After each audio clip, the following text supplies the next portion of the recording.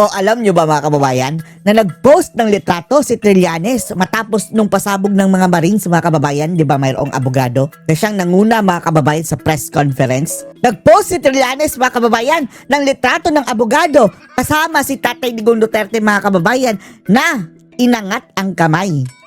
Ang sabi pa ni Trililing mga kababayan, kaya naman pala hayop ka! Kaya daw mga kababayan, nagpasabog yung mga Marines kasama yung abogado dahil parang pinapalabas si Trililing kasabwat daw ni Digong. Ang sagot naman ng abogado mga kababayan ng mga Marines ay anya. Yan lang ang litratong iyan ang isasagot mo sa mga expose laban sa'yo? Ikaw nga mismo, Trillanes Trililing, sundalong kanin aso. May picture ka rin ni dating Mayor Duterte. Ikaw pa nga ang nagkakandarapan na pumunta sa Davao City para kumbinsihin siya na maging vice presidente ka niya. Tinanggihan ka niya, Trillanes. Sabi ng abogado mga kababayan. Pero ako mismo ang nilapitan noon ni Digong para tumakbong senador. Hindi ako ang lumapit. Kaya sino ngayon ang hayop sa atin?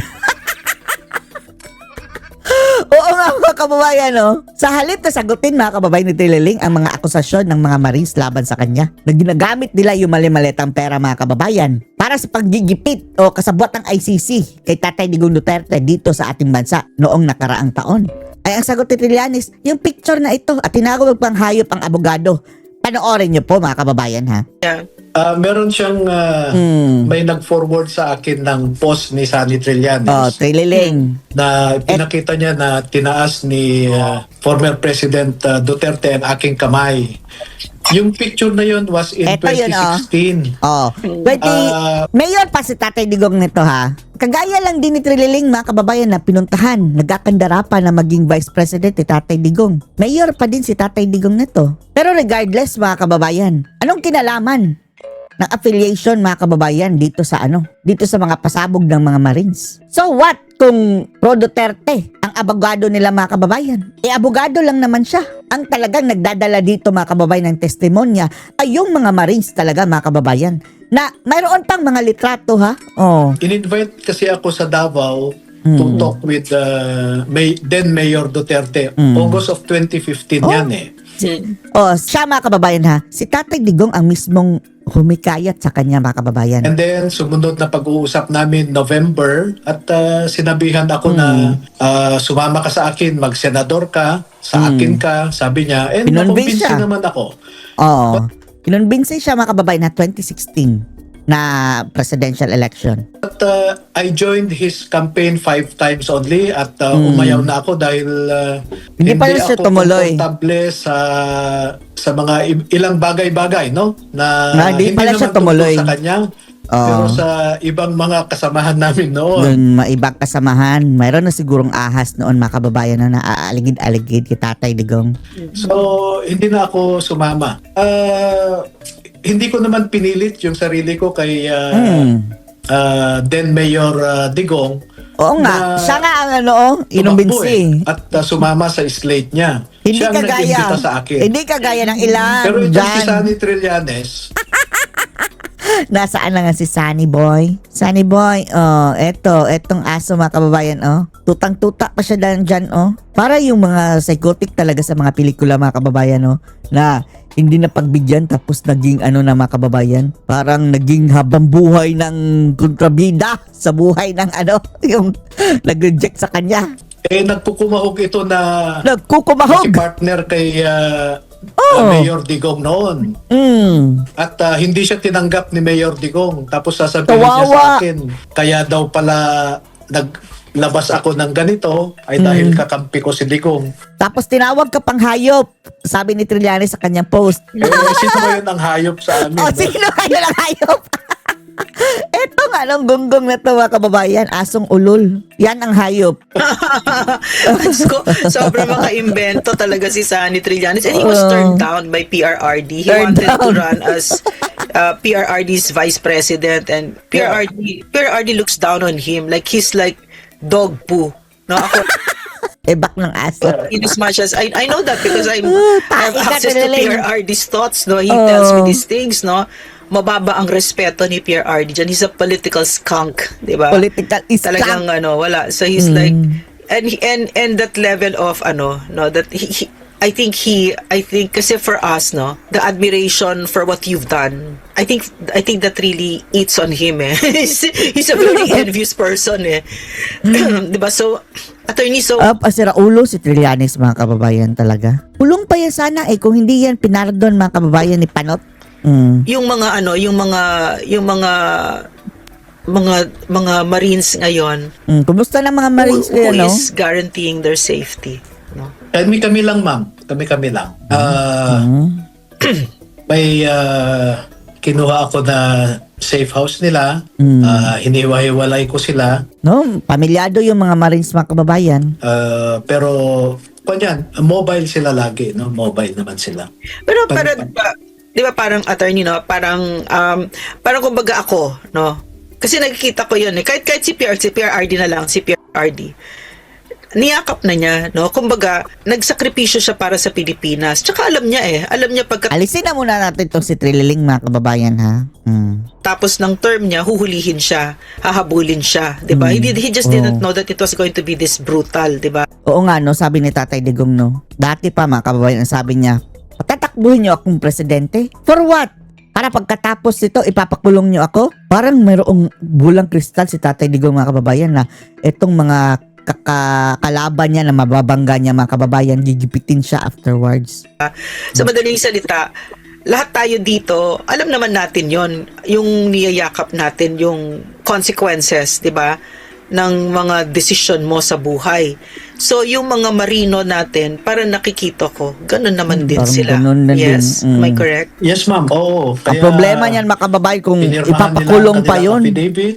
Merong nag-witness na bishop at humarap sila lahat Sana nga, yung obispo, hindi yan dilawan, ha? sa isang notaryo at tinanong naman sila ng notaryo kung kusang loob ba nilang ginawa ang affidavit nila, nag-notarize naintindihan sila, ba nila affidavit. ang kanilang affidavit, wala bang pabuyan na ibinigay sa kanila, wala bang pananakot, lahat naman ang sagot nila ay wala at oo, no? Naintindihan nila yung nilalaman ng affidavit nila. So sa tingin ko naman ay matibay ang kanilang kalooban na panindigan ang kanilang sinumpaang salaysay. Pero sa ngayon, sunod-sunod ang mga natatanggap din nilang mga, the subtle messages. Oo, maraming nananakot, mga kababayan.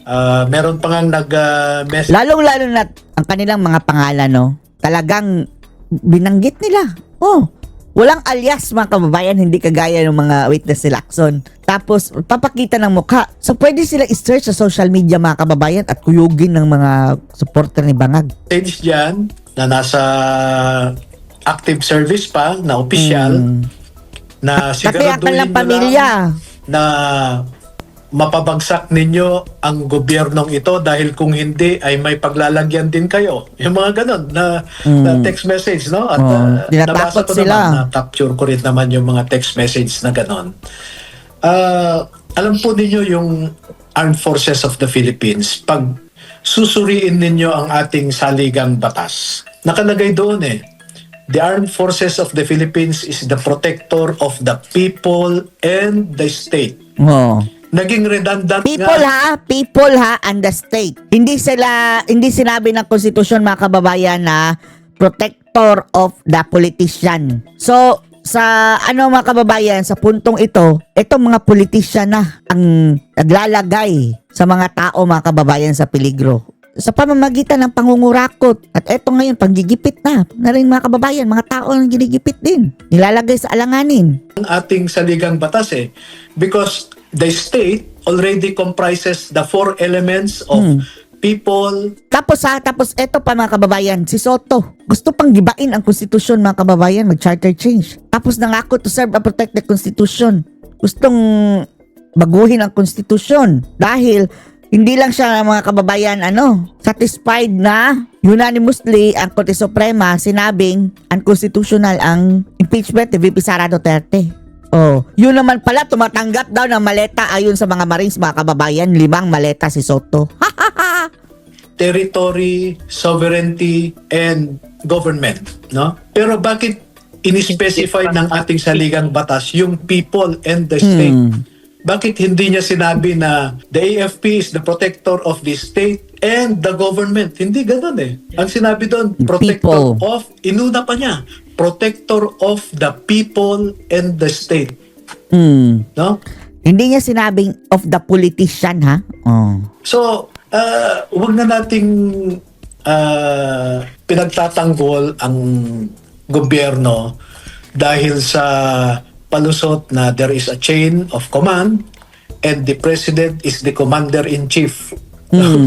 Wala po yan sa ating saligang batas. Ang ine-emphasize ng saligang batas, Oh, kaya intindihin nyo yan, ha? Mga AFP, paano kung yung abusado na mismo ang sumisira sa bansang ito?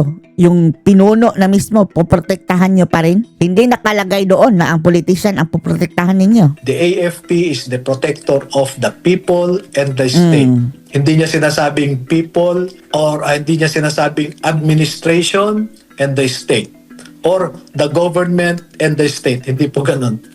Sir, meron bang binigyan na general or AFP official ng maleta?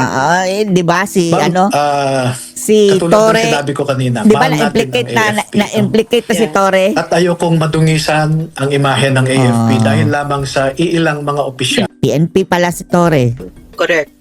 And I do not want to discuss about that. Malamang mayroong nabigyan din mga kababayan sa ano. Pero mas importante sa kanila ngayon mga kababayan is eto mabulgar itong mga politician. Public, no? At kung gusto akong kausapin ng liderato ng Armed Forces or even the Department of National Defense, pwede naman para pag-usapan namin ito at paano mapag-usapan. Ang problema niyan, baka ang leader mong nabigyan ng maleta. Kasi nun dyan nasa... Masaayos na hindi na mauulit ang mga bagay-bagay na nagdadilute sa professionalism ng ating armed forces. Yes, correct. I understand. I understand perfectly kasi pareho tayo, sir, no. Mahal natin ang AFP.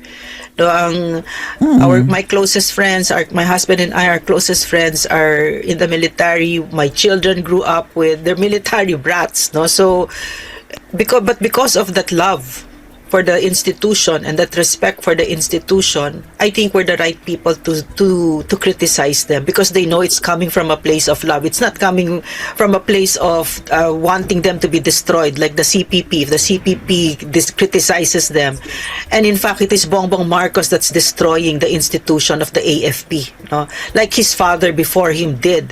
And it took a very long time for the AFP to regain the trust of the Filipino people again after Ferdinand Marcos Sr. Oo nga no, dahil dati mga kababayan sinangkapan ni Marcos ang mga sundalo. Huwag na kayong papayag mga sundalo na kasangkapan ulit kayo ng mga bangag na mga Marcos. soul searching, etc., 'di ba? And you are correct. I really believe you when you say that if there's corruption, I'm pretty sure there's corruption. It's a handful and the vast majority of soldiers kasi iba sila eh. Iba sila, alam ko yan eh, kasi asawa ko sundalo eh, no? So, I saw that even though he loved us so much, no? My husband loves his family so much, time and again, he would turn and leave us to sacrifice, no? To offer his life to our country. So I knew it. It's my lived experience. And we've buried a lot of our friends who died for country, di ba? So alam ko, Lalong-lalo na sa pinatay ng mga NPA tapos ngayon mga kababayan ang mga NPA kakampot. alam ko yung you cannot question, no? Lalo na the vast majority. And yet, I have also seen a lot of corrupt bastards in the AFP. And that has also destroyed our country. Napakarami nila, ang yayaman ng mga yan. Wala silang kahihiyan. Marami sila, kahit yung mga asawa nila, no? Ganyan din. So, Asawa ng mga politisyan. for me nga, my formula, I guess, no, is always to speak the truth. Just Pero yung kasing yung kasing mga kurakot sa AFP mga kababayan, simptomas lang yan kung anong klaseng leader kasi mayroon tayo. Kung matinong leader mga kababayan, hindi yan makakapangurakot ang AFP. Dahil siguradong malilintikan yan mga kababayan kung matino ang leader. Pero dahil bangag, kandileche-leche na mga kababayan. speak the truth, no? And then let the chips fall where they may, no? Because the truth is very formidable. Diyan natin Formidable. nababagsak ang CPP, NPA, NDF, kahit na sige-sige yung red tagging, whatever. Kasi yun naman yung katotohanan, di ba? Totoo namang CPP kayo, di ba? Etc.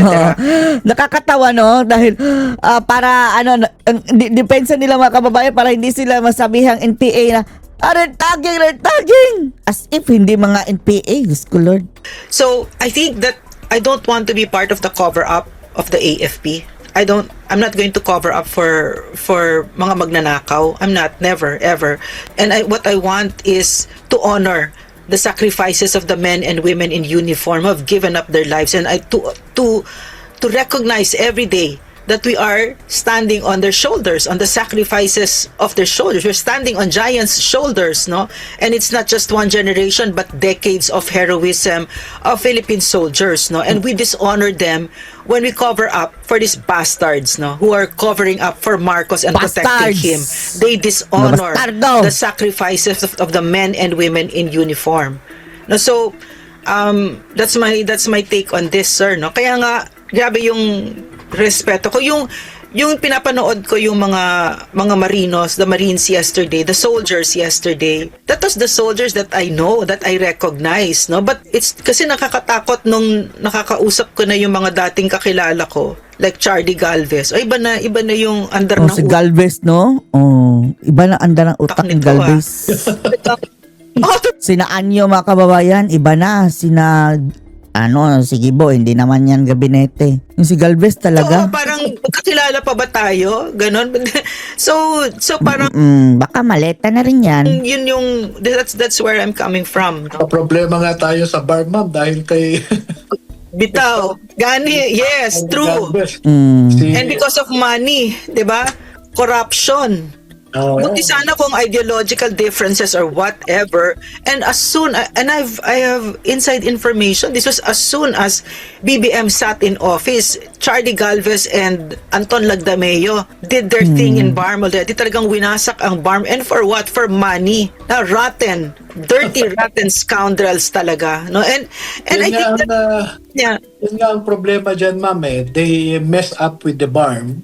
yeah. And the problem is the senior leaders of the MILF, sina Iqbal, sina Murad. Siyempre, meron tayong may limit ang ating buhay, no? Matatanda na itong dalawang ito. Yeah. Yung next generation of their leaders, hindi maganda ang tingin na nila sa ating gobyerno. Dahil nga dito, winasak nila yung mga prinsipyo na dapat ipatupad tungkol sa BARM, no? Itong si Sap Lagdameo, for example, Lagdameo, si umupo siya Antonton. dyan, wala man lang siyang policy directive na ipapasunod para mapatupad itong BARM natin na Yang pakikialam na sa BARM, mga kababayan. Bottom line yan, corruption pa rin yan, mga kababayan, dahil may pondo dyan Hindi natin alam ang kwento, pero mga bangag pa mismo, mga kababayan. Yung panggugulo nila dyan. polisiya. Wala Si Yusek Galvez naman, meron nga siyang isang kasamahan dyan na gusto nag-submit na nga ng resignation because that Yusek can no longer work with him. Pinigilan lang ni PBBM na wag niyang ituloy yung kanyang resignation. Mga ganun ba? Bangag kung These mag-isip. are internal these are indications of a serious internal problem among those who are managing or implementing our policies with respect to BARM, no? Apart from talaga. yes, go ahead. I want you to speak some more about the BARM para alam ng taong bayan, no, what it is. Oo, kuha na lang, panghuli na lang ito, ma'am, yung pagbibigay ng mga pondo. Ginamit sa sariling interes. Yeah. Sasabihin, bibigyan kita ng pondo ha, pero mayor, gobernador, bigyan mo naman ako ng magandang feedback para kay presidente para hindi ako tanggalin dito. You know, Bangag talaga. ginagamit nila ang pondo para sa BARM for their to protect or even advance their personal interests, no? Napakasama. Pero ako, ma'am, I always gauge the performance of any administration using their medium-term development plan as basis, no? At dito sa present administration administration, meron siyang tinatawag na 8-point agenda. Education, energy, food security, fiscal responsibility, no? Sound fiscal management, etc. Pero instead na mag-improve ang mga sektor na ito, nag-deteriorate eh, no? So, talagang bagsak ang performance ni PBBM kung ang pamantayan natin ay yung sarili nilang 8-point agenda. At bakit sila nag-fail? Ay dahil ang tinutukan nila ay kung paano magnakaw sa kaban ng bayan. At bakit ko nasabi yan? Pag titingnan po ninyo yung mga General Appropriations Act natin, 23, 2024, 2025, makikita ninyo na merong unappropriated programs, no? Unappropriated allocations. Nagtrabaho ako sa House of Representatives for 12 years. Alam ko po yung proseso dyan, especially sa pagpapapasa ng appropriations bill or act, no? Lagi mong hinuhuli ang unprogrammed appropriations at subject yan sa availability of funds. So halimbawa, meron kang line items dyan. DA, 10 million for procurement of fertilizers. DENR, 10 million for reforestation program. No? Department of Education, 10 million for construction of classrooms. And then sa panghuli, nakalagay 10 million for irrigation projects. Pero walang pondo, unprogrammed allocations yon, no? Unprogrammed appropriations. Ibig sabihin, pwede mo lang i-implement yung irrigation projects kung may naiwan pang pondo. Ang ginawa po niya, February pa lang, una niyang pinondohan yung mga unprogrammed allocations na doon pumasok ang kanilang mga personal na mga insertions, no? Yun pa lamang ay malaking indikasyon na. Pangalawa, si Congressman Toby Chanco mismo ay palagi niyang kinikwento sa media na nandoon daw siya nung pinapagalitan ni BBM si Speaker Romualdez. O kayo, Martin, ilan bang bahay ang gusto nyo? Ilan bang steak ang gusto nyong kainin bago kayo makontento? Aba, ibig sabihin nun, alam ni Presidente. Yeah. Bakit hindi niya pinigilan? Siya ang chief implementer ng ating mga batas. Makikita sa kanyang oath of office at sa responsibility niya under Article 7 ng ating Constitution na siya ang numero 1 na magpatupad dapat ng ating mga batas. Pero bakit hinayaan niya kung totoo man yung suspetsya niya na nagnanakaw ang kanyang mga subordinates? Bakit hindi niya ito pinigilan? Ang palusot nila, si BBM daw ang nagbulgar, ang nag-expose sa nakawan sa infrastructure program, no? O sige, aminin na lang natin, o pagbigyan na siya nga ang nag-expose sa infrastructure program anomaly. Kahit hindi totoo, di ba? Kahit hindi totoo. Pagbigyan natin siya. Bakit hindi niya pinapalabas yung ibang anomalya sa non-infrastructure? For example, yung reforestation sa DENR, no? Bakit hindi niya binabanggit yung anomaly sa irrigation projects na maraming ghost din, no? Bakit hindi niya sinasabi yung anomalya sa use of the confidential funds? Kasi pag-upo niya nung July 2022, in just 3 months, ubos yung 2.5 billion na confidential funds na iniwan ng nakaraang administrasyon. No? Merong dishonesty, merong duplicity sa kanilang mga pronouncements. I think no, Attorney, na what you just said is the great flaw of BBM, kasi he's a drug addict, no? So his character is really sinungaling, no? And na-translate talaga sa shocking and abysmal na trust ratings na nakita natin. So meron na talagang failure of government kasi wala nang tiwala ang tao sa kanya, and he has proven very clearly that he doesn't have the capacity to lead, no? He's like for instance, no, yung sa BARM. I'm sorry, I have to really go back to BARM. It's a very sore spot to me kasi taga Mindanao ako eh. At saka nakita ko yung yung binigay ni PRRD, no? That victory, that the possibility of real peace, no? In Mindanao finally. Pero as soon as they sat down, winasak, no? So, my point is talagang every day that he sits there, nawawasak ang Pilipinas. Kasi nga, napaka-weak ng leadership niya, tsaka wala silang alam. Si Anton Lagdameo, kahit na taga Mindanao yan, walang alam yan. Wala yang alam tungkol sa BARM. Alam ko yan, kasi tinanong nila ako kung ano yan. Naghahanap sila ng information nila sa Wikipedia. They didn't even know to ask that if you're... So I had to say, oh, this is BARM. You have to talk to the leaders. Talk to the leaders. And what did Galvez do? And Anton Lagdameo do? One of the first things that they did was tinanggal yung governor. Gawin mo ba naman sa ano yan? Sa BARM? Constitutionally elected yon, di ba? Naghahanap ka talaga ng gulo. Napapunta pa lang siya dyan. Yeah, go ahead. Pag ang suma total ng mga nangyayari ngayon, no? Yeah. I have been saying this na si PBBM, kung maaari at makagawa siya ng paraan, ay gusto kasi niyang mapalawig ang kanyang termino. Yeah. Hindi yan titigil ng 2028 eh. Yeah. Kaya pag-aaralan mo ang mga sadyang mga ginawa nila. Halimbawa, nauna nga yan, isa yan yung BARM, no? Nung tinanggal nila si Alhaj Murad, inalit si Makakwa, alam ng mga taga dyan kung ano yung reputasyon din ni Makakwa at yung kanyang asawa, no? Alam nila yung pag-uugali or the tendencies, the inclinations, no? Hinahangad nila yan na magkagulo ang BARM para may rason sila na mag-declare ng martial law sa BARM area. Pangalawa ay pinadala nga nila sa Hague si former President Duterte at nag-e-expect sila na magkagulo para makadeclare sila ng martial law. Para tumagal.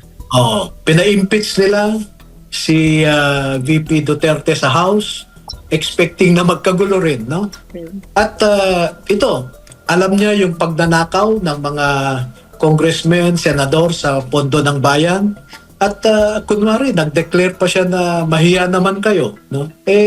Gusto niyang i-discredit ang institutions of government, in effect, para magkaroon siya ng basehan na mag-declare ng martial law. Because I think the political DNA of BBM is for him to cling on to power. Yeah. No? Yeah. Lumaki siya sa environment na sila ang makapangyarihan eh. Yeah. At gusto niyang ipagpatuloy yan sana. Kaya yun ang isipin mo handa siyang magkaroon ng tactical alliance sa mga makakaliwa. Yeah. Ano pong ibig sabihin yan? At lumakas ng konti ang NPA ngayon. Oh, yeah. Nagkaroon ng pondo ang CPP-NPA. Halos decimated na ang NPA sana pero sa ibang lugar ngayon nakakapag-ambush pa sila.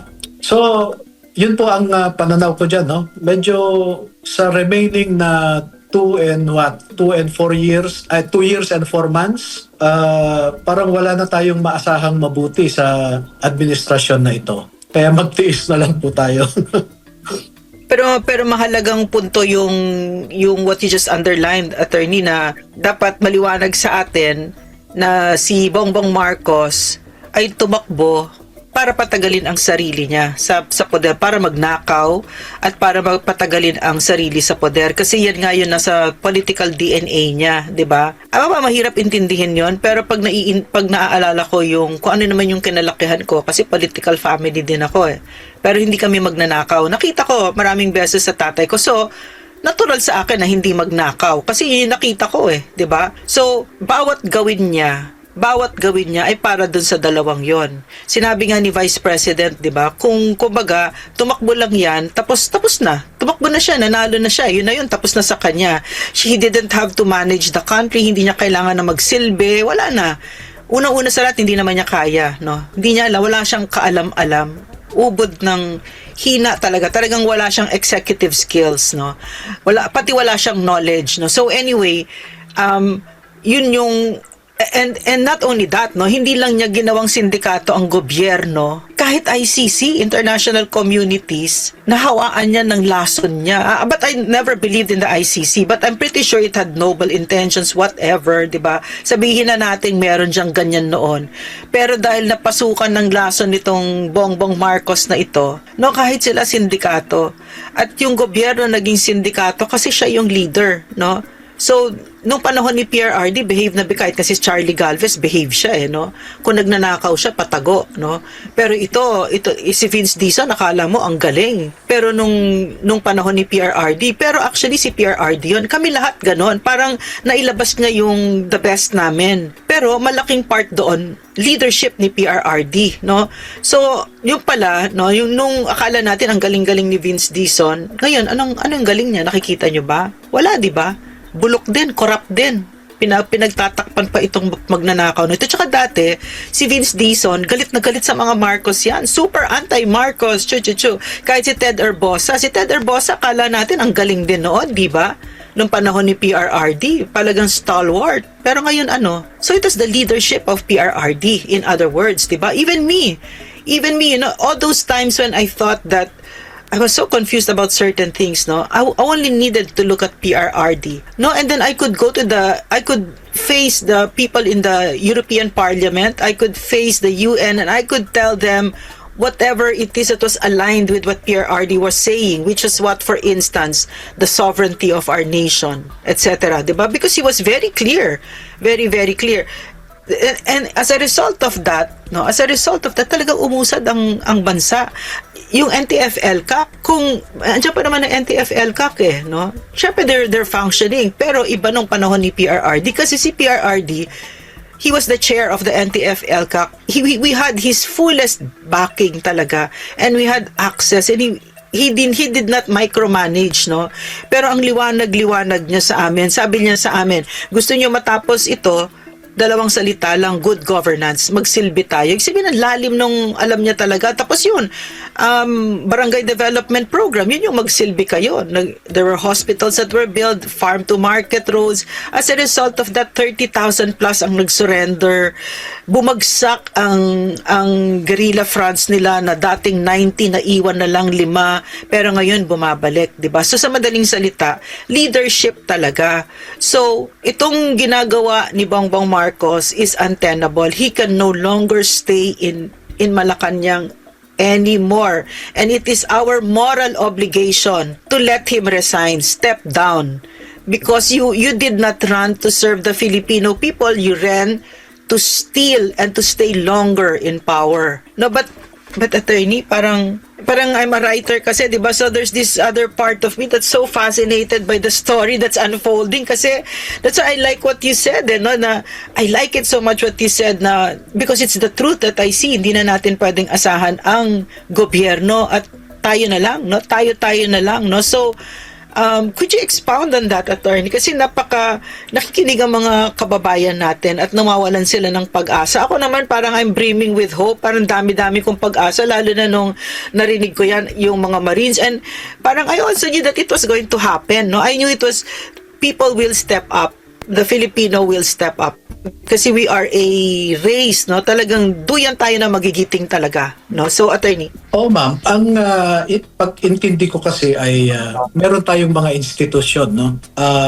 Yung mga institusyon na ito are designed to promote the welfare of the nation. Kaya merong executive, legislative, judiciary, no? The great branches of government. And sa ilalim nila ay ang mga iba't ibang ahensya na these are all organs of government that should be in harmony with each other to achieve a common purpose, no? A common agenda. At ang mga institusyon na ito ay pinapatakbo ng mga tao na katulad natin. At ang mga tao na ito ay pwede mong hatiin sa 2 klase. Yung elective at saka appointive na mga opisyal. Yan lang naman ang klase ng opisyal natin, no? Mga empleyado. Either you are an elective official or an appointive official. So, magiging meaningful lamang ang mga institusyon na ito kung ang mga tao na nagpapatakbo ay matuwid, at they are able to grasp the imagination, the aspiration of the whole nation. Ang problema, hindi na natin maasahan ang mga tao na ito na nagpapatakbo sa ating mga institusyon. Sabi ko nga kanina, executive branch, wala tayong maasahan. Legislative, they already surrendered their legislative power to the executive. Isipin mo, hindi ka pwedeng maging speaker o senate president kung hindi ka tao ng presidente. Nasaan ngayon yung checks and balance na nakasaad sa ating saligang batas? Hindi, tsaka attorney, kasama dun sa document, tumanggap ng mga maleta din, mga nasa legislature, di ba? Opo. From the executive. Okay, attorney, go ahead. So, yun na nga eh. Kaya doon sa press con kahapon ay we verbalized what we observe as a serious problem that we cannot rely anymore on our institutions. Kaya nag-press con muna kami para ibahagi na sa taong bayan ang mga nalalaman ng ating mga dating mga sundalo. At isusunod natin dyan ay yung pagsusumite sa ating Office of the Ombudsman para tingnan natin kung ano ang gagawin ng ating ombudsman sa ating reklamo. And I am really hoping against hope that Ombudsman Remulla will be objective and for him to leave a legacy na he is willing to perform his constitutional and statutory obligations beyond political considerations, no? Lahat tayo mangarap sana tayo na ganon. Pero as I said, tingnan po natin kung ano yung gagawin niya sa mga impormasyon na ating ibabahagi sa kanya. Yeah, I think that's the correct way to do it, no? That we cover all our bases and we go through the process, 'di ba? And of course, we pray that he makes the right decision, no? That he realizes a lot of things kasi people naman do transform, 'di ba? So, I mean, we never know, but at least he was given the chance to redeem himself, 'di ba? Why would you, kasi in my head, no, why would you risk your name, the name of your father, no, your life even for someone like that, no? I would risk my life, my name, everything for someone like PRRD. But for Bongbong Marcos, oh my gosh, it's already yung kagandahan dito, attorney, na nakita ko doon sa revelations ng mga ex-marines and mga soldiers, no, is that kasi people are saying kasi mababaliwala na naman yan, etc., etc. No, I don't think so. It's like we're building something, and all of this will add up, no? This is all adding up. And I gusto ko sabihin sa ating mga kababayan that there are a lot of people that are niyayakap na itong sakripisyo na ito, kasi nakikita natin ngayon, kasama dito si Attorney Baligod, kasama ang mga Marines, kasama marami na nagsasakripisyo dito, kasi nakikita na natin, no, nasa harap na natin, it's already unfolding yung destruction ng Pilipinas, at baka wala na tayong aabutan, pag nag-antay pa tayo ng 2028, in my opinion, wala na ang Pilipinas, no. So kailangan talaga as much as possible pababain na natin yan, kasi hindi talaga bawat segundo na nandyan siya, ninanakawan niya, wala siyang kapasidad. Nahuli na nga siya, di ba? Nagnanakaw pa din, di ba? So, it has become incumbent upon us na yun ang gagawin natin, moral obligation at magsalita.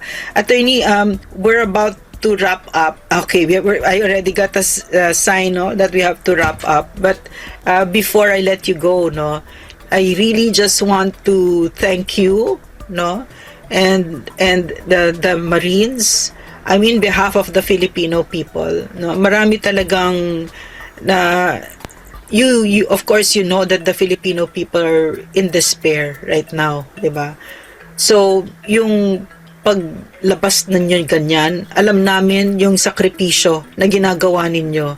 So in behalf of the Filipino people, I'd like to thank you, and pwede ba paabot mo sa kanila yung pagmamahal at pasasalamat ng Pilipino sa sakripisyo nila. So Attorney, any last words to our countrymen? Salamat po, no, Dr. Badoy, sa iyong pasasalamat sa mga kasundaluhan natin at ipapaabot ko sa kanila ang iyong pasasalamat. At ang mensahe ko sa ating mga kababayan ay ito po ang panahon na bawat isa sa atin ay dapat maging kapaki-pakinabang na Pilipino. Maraming salamat po.